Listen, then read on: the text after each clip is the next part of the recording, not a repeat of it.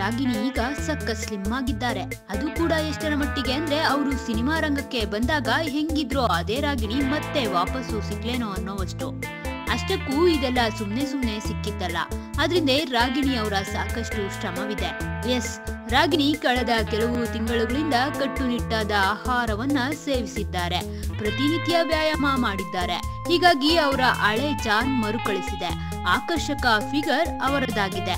ಅಂದ ಹಾಗೆ ರಾಗಿಣಿ ಇಷ್ಟೆಲ್ಲ ಕಸರತ್ತು ಮಾಡಿ ಸಣ್ಣಗಾಗಲು ಪ್ರೇರಣೆ ಯಾರು ಗೊತ್ತಾ? ಅವರ ಗೆಳೆಯನಂತೆ.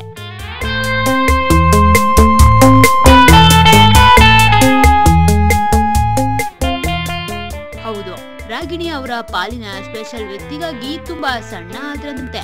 ಈ ವಿಷಯವನ್ನ ರಾಗಿಣಿ ಅವರೇ ಖುದ್ದು ಹೇಳಿಕೊಂಡ್ರು. ಸಂದರ್ಭ ನಾನೇ ನೆಕ್ಸ್ಟ್ ಸಿಎಂ ಚಿತ್ರದ ಟ್ರೈಲರ್ ವೇಳೆ. ಇನ್ನು ರಾಗಿಣಿ ಈ ವಿಷಯವನ್ನ ಬಹಿರಂಗ ಪಡಿಸುತ್ತಿದ್ದಂತೆ ಗಾಂಧಿನಗರದ ಗಲ್ಲಿಗಳಲ್ಲಿ ಒಂದು ಹೆಸರು ಹರಿದಾಡ್ತಾ ಇದೆ. ಅದು ಯಾರದು ಅಂತೀರಾ? ಶಿವಪ್ರಕಾಶ್ ಅನ್ನೋ ಹೆಸರು ಕಣ್ರಿ.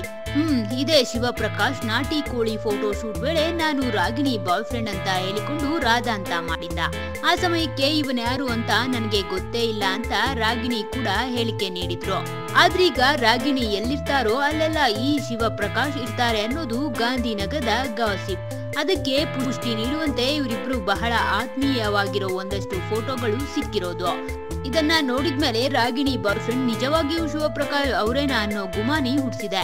ನೋಡ್ಬೇಕು ಮುಂದಿನ ದಿನಗಳಲ್ಲಿ ಇದಕ್ಕೆ ಇನ್ನಷ್ಟು ಪುರಾವೆ ಸಿಗುತ್ತಾ ಅಥವಾ ಇದು ಕೂಡ ಕೇವಲ ಕಟ್ಟುಕತೆ ಅನ್ನಿಸ್ಕೊಳ್ಳುತ್ತಾ ಅಂತ.